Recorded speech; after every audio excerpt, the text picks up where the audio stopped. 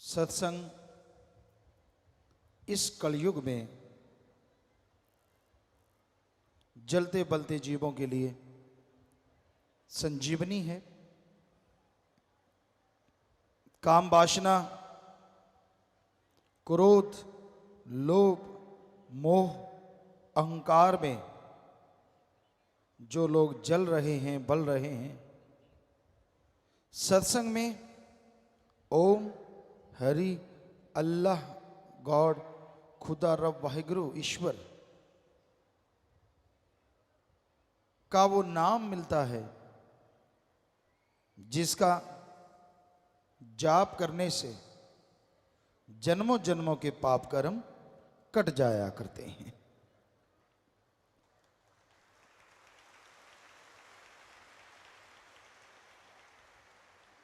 कौन नहीं चाहता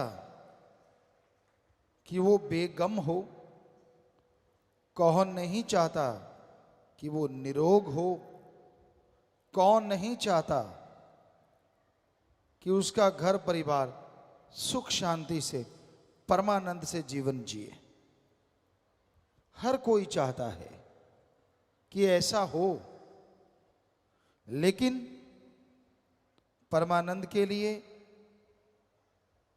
हर गम, दुख, दर्द, परेशानी की बीमारी के लिए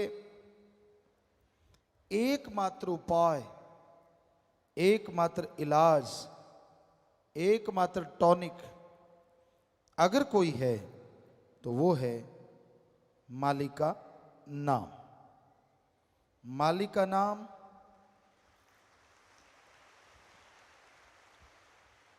अनमोल है, पर वो बिना दाम के मिलता है। तुलसी जी कहते, ईश्वर नाम अमोल है, बिन दाम बिकाए। ईश्वर नाम अमोल है, बिन दाम बिकाए। तुलसी ये आचर्ज है, ग्राहक कम ही आए।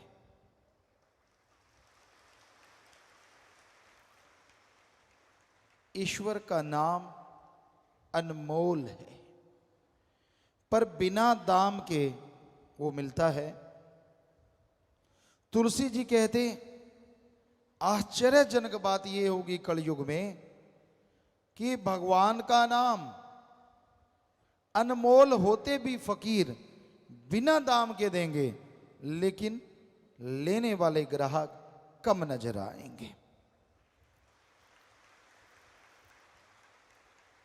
वैसे देखा जाए तो आज राम नाम के ग्राहक बहुत बढ़ रहे हैं, लेकिन सारी जनसंख्या का देखा जाए तो तुलसी जी वाली बात बिल्कुल सच नजर आती है। हजारों में, लाखों में, महीने में लोग मालिक के नाम से जुड़ते हैं। ये कोई छोटी बात नहीं है। दिन रात ओम, हरि, अल्लाह, वाहिगुरु, गॉड, खुदा, रब की भक्ति इबादत में जुड़ने वाले बढ़ते जा रहे हैं। उतना ही काल महाकाल जलता है, तड़फता है, और बुराई के नुमाइंदे राम नाम को रोकने के लिए लाखों करोड़ों रुपए लोगों पे खर्च कर रहे हैं कि कैसे प्रभु का नाम रुके, कैसे कोई राम का नाम लेना बंद कर दे, कैसे कोई बुराइयां और बढ़ाए, बुराई को बढ़ावा मिले और राम नाम, अल्लाह, वाहिगुरु, ईश्वर का नाम रुके। परलय महाप्रलय भी राम नाम ना रोक सकी। ये तो चलता था, चलता है और चलता ही रहेगा। राम, अल्लाह, वाहिगुरु, गॉड, खुदा यानी सुप्रीम पावर, उसका नाम कभी भी खत्म नहीं होता। परलय महाप्रलय में ब्रह्म तक लोग खत्म हो जाते हैं, लेकिन पार ब्रह्म ना कभी खत्म हुआ, ना हुआ था और ना कभी होगा। वो धुन है, वो अनहद नाद है, वो हरि रस है, वो अमृत है, वो आबो हयात है।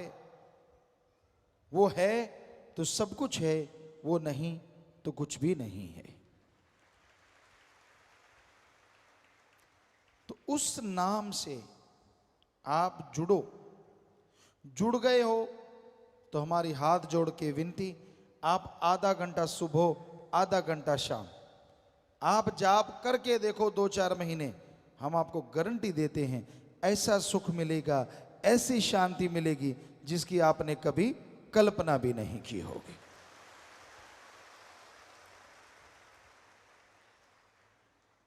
अब आप अगर जाप करते ही नहीं तो क्या किया जाए? बेपरवाह जी फरमाया करते, दिल करता है कि सब लोग जाप करें पर कोई करता नहीं, और ऐसा कुछ है नहीं जो घोल के पिला दें। राम नाम तो जपना पड़ेगा। जादू टोना मंत्र सब रिद्धि सिद्धि में अटक के रह जाते हैं, अटका देते हैं। मालिक का नाम सुखों की खान है, और उसका जाप करते हैं, करते हुए जो ओढ़ निभा जाते हैं, दोनों जहां में उनकी जय जयकार होती है और उनका नाम अमर हो जाता है।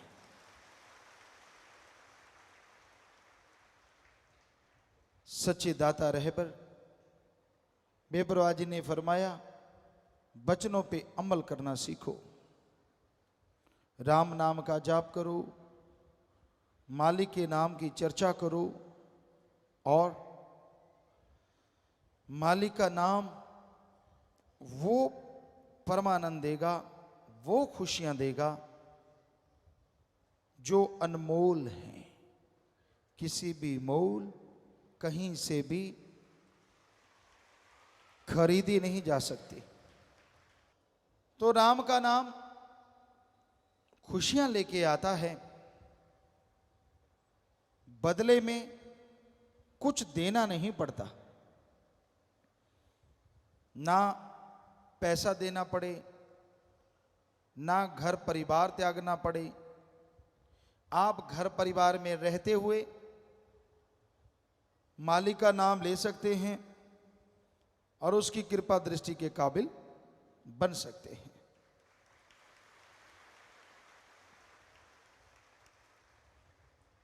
राम नाम जपने के लिए लोग सब कुछ त्याग देते हैं।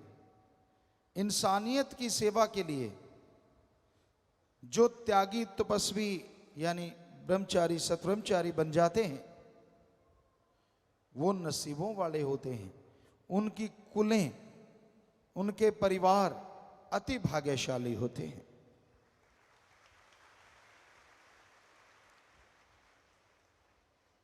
भीष्म पितामह हिस्ट्री में, इतिहास में बड़े योद्धा, शूरवीर, बहादुर हुए, और उनका नाम भीष्म क्यों पड़ा? क्योंकि उन्होंने अपने बाप के लिए अपना जीवन कुर्बान कर दिया। ये कसम खाई कि मैं जिंदगी भर शादी नहीं करवाऊंगा, ब्रह्मचर्य का पालन करूंगा, ताकि उसका बाप शादी करवा सके और उस शादी से जो बच्चा हो वो राज सिंहासन संभाल सके। उन्होंने ये कसम खाई, तो तब से उनका नाम पड़ा भीष्म पितामह। भीष्म भयंकर, हद से ज्यादा भयंकर प्रतिज्ञा उन्होंने तो अपने बाप के लिए की, और आज इस जलते बलते भट्ट में जो भी भाई बहन ये प्रतिज्ञा लेते हैं कि ताउम्र मालिक की याद में लगाएंगे, इंसानियत की सेवा में लगाएंगे, वो आप ही बताओ, एक अपने बाप के लिए प्रतिज्ञा करता है और एक भगवान की औलाद के लिए प्रतिज्ञा करता है, जिसमें उसका खुद का स्वार्थ नहीं होता, कौन महान है? बेपरवाह जी ने फरमाया, सच्चे सौदे की फकीरी दा मुकाम बड़ा ऊंचा, यहां मिट्टी होके रहना पड़ता, शान का क्या काम। बस इतनी सी बात है, दीनता, नम्रता धारण करो, वचनों पे रह के सेवा करो। अरे जीवन में वो मकाम हासिल करोगे, वो खुशियां मिलेंगी जिसकी आपने कभी कल्पना नहीं की होगी। तो हे सेवादारों, हे इंसानियत की राह पे चलने वालों, कदम कदम पे काल की बिछी हुई डोरियां, बिछे हुए जाल आपको रोकने की कोशिश करेंगे, लेकिन आप राम नाम के सहारे, ओम हरि सदगुरु मौला के सहारे, सेवा सुमरण के सहारे आगे बढ़ते जाओ तो ये डोरियां अपने आप ही जल के भस्म हो जाएंगी और आप मालिक की कृपा दृष्टि के काबिल बनते चले जाएंगे। ये कौन से जाल हैं जो काल ने बिछा रखे हैं? काम वासना है जो इंसान को बुरी तरह भ्रमित कर देता है, बर्बाद कर देता है, कहीं का नहीं छोड़ता। फिर क्रोध है, क्रोध में आके लोग अपना बहुत कुछ बर्बाद कर लेते हैं। भाई भाई को खत्म कर देता है, बाप बेटे में झगड़ा है, बहुत कुछ ऐसा होता है जिसकी कल्पना भी नहीं होती, तो फिर भी आप बर्बाद होते हैं।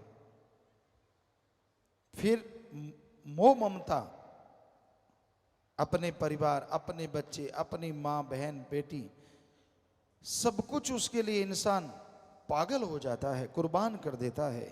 चाहे वो कितना भी गलत कर रहे हों, लोग बताएं कि भाई आपका बेटा आपकी बेटी गलत, नहीं मानता तो वो एक दिन उन्हें विष रूप बना देता है और खुद भी सारा परिवार कलंकित हो जाता है। फिर है लोभ लालच। लोभ है सर्व पाप का बाप। लोभ लालच यहां आया नहीं कि बाकी के पाप जुड़ते चले जाते हैं। इंसान भूल जाता है सब कुछ, अपनों का बुरा करता है। हम आपको बात सुनाया करते हैं, आज फिर ख्याल में आई। एक चोर था, बड़ा शातिर चोर, बड़ा ही शातिर, जिसे कभी कोई पकड़ नहीं पाया। इतनी सफाई से चोरी करता था कि कुछ पता ही नहीं चलता था, कोई सबूत नहीं। एक दिन बहुत धनाढ़ आदमी के घर सुबह हुई, नौकर चाकरों ने शोर मचा दिया कि दीवार टूटी हुई है, चोर ने चोरी की है, सेंध लगाई है। मालिक जागे, दौड़ के देखा, सारे अलमीरा वगैरह खुली पड़ी थी, संदूक खुले पड़े थे, एक बड़ी सी पोटली पड़ी थी। जब उसके पास गए, नीचे एक बड़ी सी पर्ची पड़ी थी, पोटली साइड में करी, उस पर्ची पे लिखा हुआ था, मैं वही शातिर चोर हूं जो किसी के पकड़ में नहीं आया। रात में आपके यहां चोरी करने आया, मैंने सारा कुछ इस पोटली में बांध लिया, हीरे जवाहरात सोना सब कुछ मोती इसमें हैं।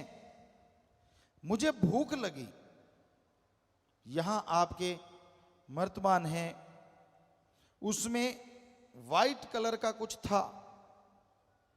मैंने सोचा ये बूरा चीनी है, मैंने उसे खोला, हथेली पे रखा और यूं फांक लिया। ओ, ये बूरा चीनी नहीं, ये तो नमक है। मैं बहुत बुरा हूं, चोर ने बोला। चोर कहने लगा, मैं बुरा हूं, अवगुण है मेरे में, लेकिन मैं नमक हरामी नहीं कर सकता। मैंने आपका नमक खाया है, इसलिए ये सारा सामान छोड़ के जा रहा हूं।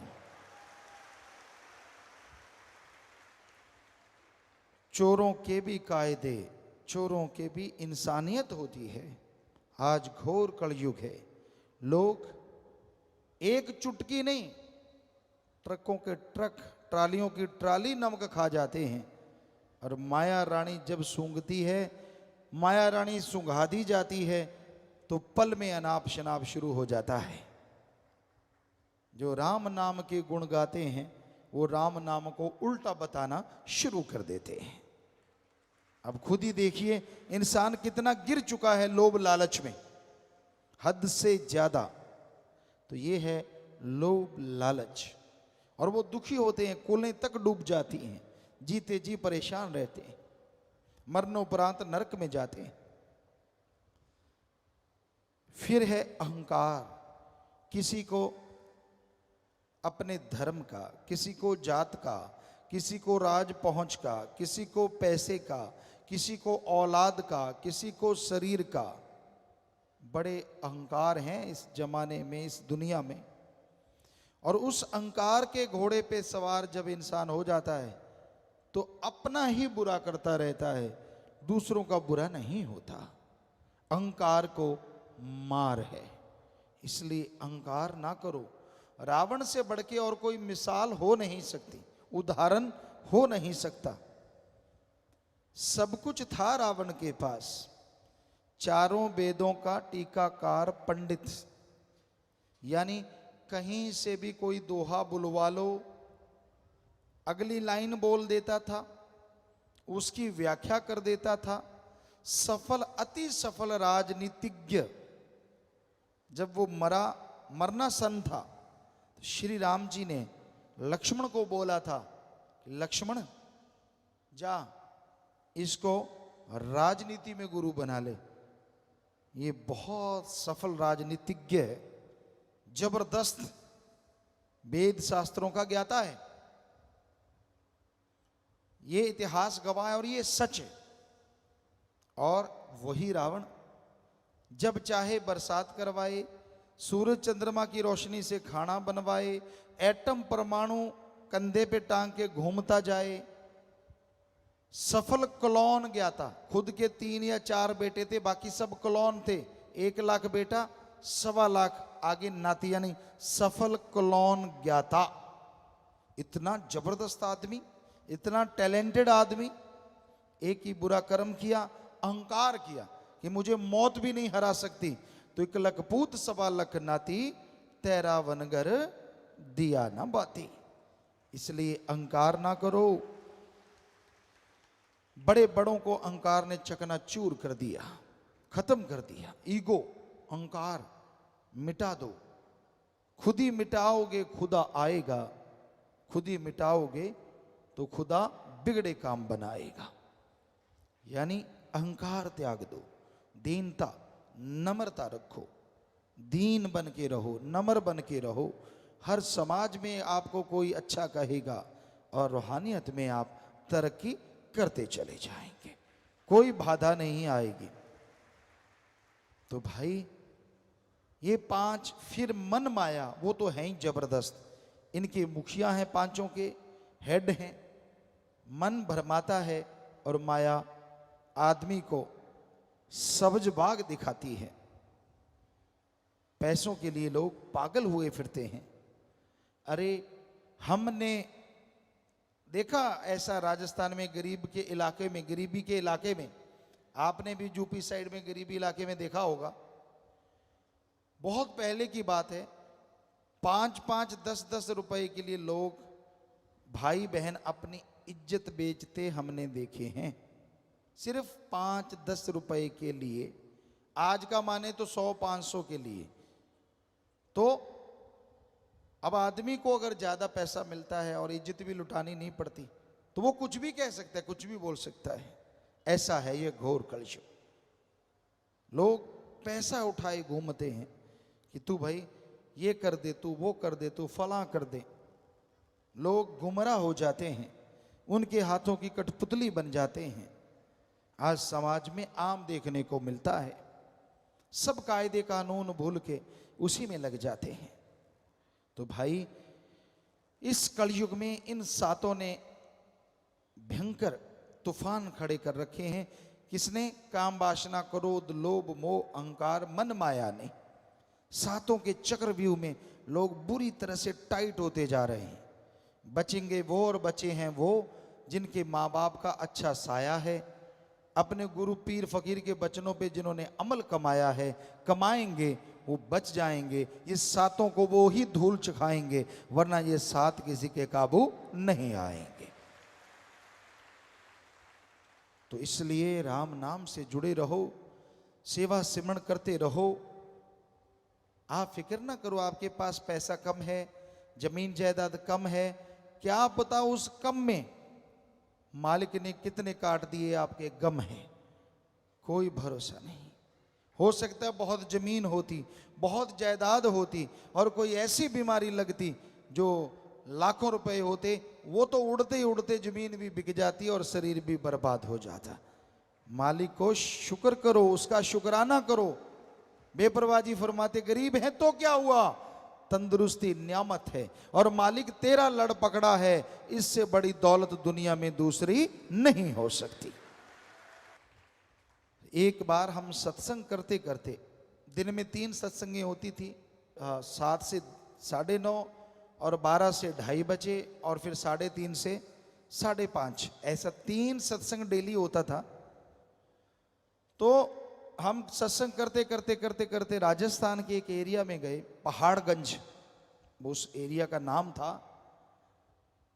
होता क्या था, पहली सत्संग करी सेवादारों की, 3 टीमें होती थी। पहली टीम सत्संग करवाती, 3rd जगह पे पहुंच जाती थी, 3री जगह, और एक दूसरी वाली होती थी।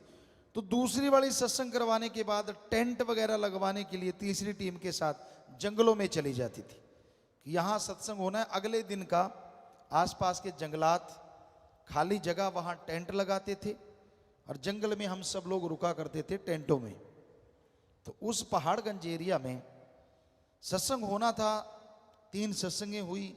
हम रात को पहुंचे तो हमें बताया कि पिताजी यहाँ पास में एक गरीब परिवार रहता है, 2 मियाँ बीबी बुजुर्ग, काफी उम्र थी उनकी, बुजुर्ग थे।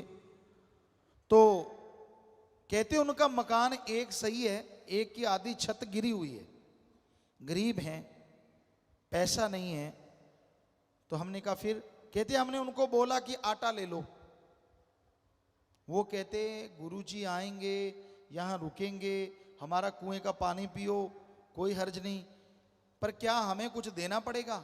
सेवादार कहते नहीं, आपको कुछ देना नहीं पड़ेगा, बल्कि हम आपको आटा देते हैं, आपकी छत बना देते हैं, घर बना देते हैं। वो हाथ जोड़ के खड़े हो गए, दोनों बुजुर्ग बागड़ी परिवार। कहने लगे भाई हो सके तो माने थारे गुरुजी से मिला दो, कि अगर हो सकता है तो आप हमें आपके गुरुजी से मिला सकते हो। वो कहते हाँ। तो हमें कहने लगे गुरुजी उनको मिलाएं। हमने कहा जरूर मिलाओ। बुलाया, दोनों बेचारे बुजुर्ग, लगभग 70-80 साल के बीच की उम्र, मियाँ बीबी। हमने कहा बोलो बेटा, हम आपकी क्या सेवा कर सकते हैं? आंखों में आंसू आ गए। कहते गुरुजी पहली बात तो ये, आज तक कोई भी संत फकीर आया हमसे भी पैसा लेके गया, हालांकि हमारा आधा घर गिरा हुआ है, इतनी फसल नहीं होती, लेकिन पहले आप फकीर हैं जिसके भक्त ये कहते हैं हम आपका घर बना दें, आपको आटा दे दें, तो हमने ये नहीं लेना। हमने कहा फिर और क्या चाहिए? ध्यान से सुनने वाली बात है। हमने कहा फिर आपको क्या चाहिए? वो दोनों के हाथ कांप रहे थे, ऐसे ऐसे बुजुर्ग थे। कहते गुरुजी हमें ज्यों का त्यों वो सीन याद है, रात थी, लाइटें जगी हुई थी और थोड़ा थोड़ा अंधेरा था। कहने लगे गुरुजी अगर हमें कुछ देना है तो हमें राम से मिला दो, भगवान से मिला दो, हमें भगवान चाहिए, धन दौलत जमीन जायदाद नहीं चाहिए। वाह, ये है इंसानियत, ये है मानवता। गरीबी हुई तो क्या हुआ, भगवान ने हमें उनके घर जा छोड़ा। जितना मर्जी जोर लगाते कहीं जगह नहीं मिली, उनके घर के पास ही जगह मिली, जंगलों में, बस आसपास जंगल था, गांव नहीं था, उनका एक घर था, वहीं पानी मिला, कहीं पानी ना मिला उस रात। तो ये है उनकी सच्ची तड़फ। अगले दिन उन्होंने नाम लिया, गुरु मंत्र का जाप किया और नाचने लगे कि हमें सच्चा मोक्ष मिल गया है, सच्ची भक्ति का तरीका मिल गया है। ये है इंसानियत, आज भी जिंदा है। आज भी माँ बाप के अच्छे नेक बच्चे हैं जो दृढ़ता से, हिम्मत से सतगुरु के उन वचनों पे अमल करते हैं कि सारी दुनिया एक पास से, मेरा सतगुरु प्यारा एक पास। दुनिया को, दौलत को, शोहरत को ठुकरा देते हैं और अपने भगवान अल्लाह सतगुरु राम से हमेशा नाता जोड़े रखते हैं। तो धन्य ऐसे माँ बाप, धन्य ऐसे बच्चे, धन्य ऐसी कुलें जिनमें ऐसी औलादें, सेवादार जन्म लेते हैं। तो भाई यही आज के दौर का, आज के समय का बयान है, हकीकत है कि आज के दौर में क्या हो रहा है, कितना घोर कलयुग है। गुंडागर्दी, नशा प्रस्ती आम है और राम नाम के लिए लोग रोकते हैं, भक्ति इबादत के लिए रास्ते रोके जाते हैं, तरह तरह के नियम बनाए जाते हैं। पर राम नाम, जैसा आपको बोला, कोई किसी का गुनाह नहीं करता, किसी को दर्द नहीं पहुंचाता। राम नाम तो सबका भला करता है। जो भी राम का नाम लेता है उसे अंदर बाहर कोई कमी ना रही थी, ना रह रही है और ना रहेगी। राम नाम संभाल करता था, कई गुना बढ़ के कर रहा है और सैकड़े गुना बढ़ के आगे करता रहेगा।